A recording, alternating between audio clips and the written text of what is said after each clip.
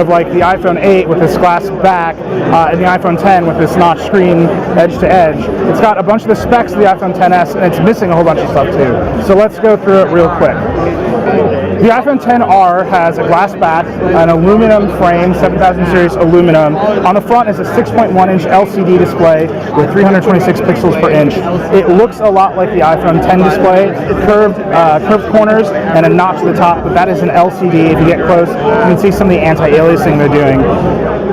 It has the same A12 Bionic chip as the new iPhone XS. It has the same wide-angle camera on the back as the XS. It's only a single camera though. On the front, it's got the same true-depth face detection system and selfie camera as the XS. So really what you're looking at is a lot of the design of the old iPhone 8 with the glass back, the aluminum frame, with the front design of the iPhone X with the notch screen, and a bunch of the features of the iPhone 8 spec bump. So it's a really strange hybrid of a phone. I think it's really interesting.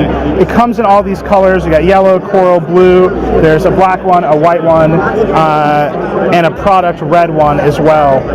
I'm not a big fan of the yellow. It's the product red one though that I think is absolutely the best. There's been a mob scene around it the entire time we've been here. It's just a really striking phone. And then obviously you've got black and white, the same as ever. I think these colors are going to sell the phone over the iPhone XS for a lot of people.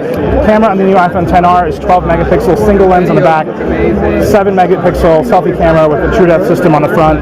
This is pretty remarkable. They can do portrait mode with a single lens. Last year, only the Plus phones and the 10 could do portrait mode with dual cameras.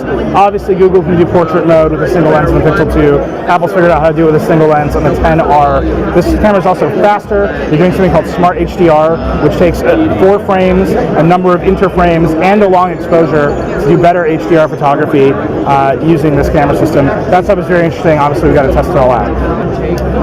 Most notably about the LCD screen is the lack of 3D touch. So every iPhone since the 6S has had 3D touch, where you squeeze the display. That is simply not here. We don't know why Apple took it out. We're going to ask them. The iPhone XS has 3D touch. The iPhone 7 has 3D touch. The iPhone 8 has 3D touch. Those are all still on sale, but the XR absolutely does not have it.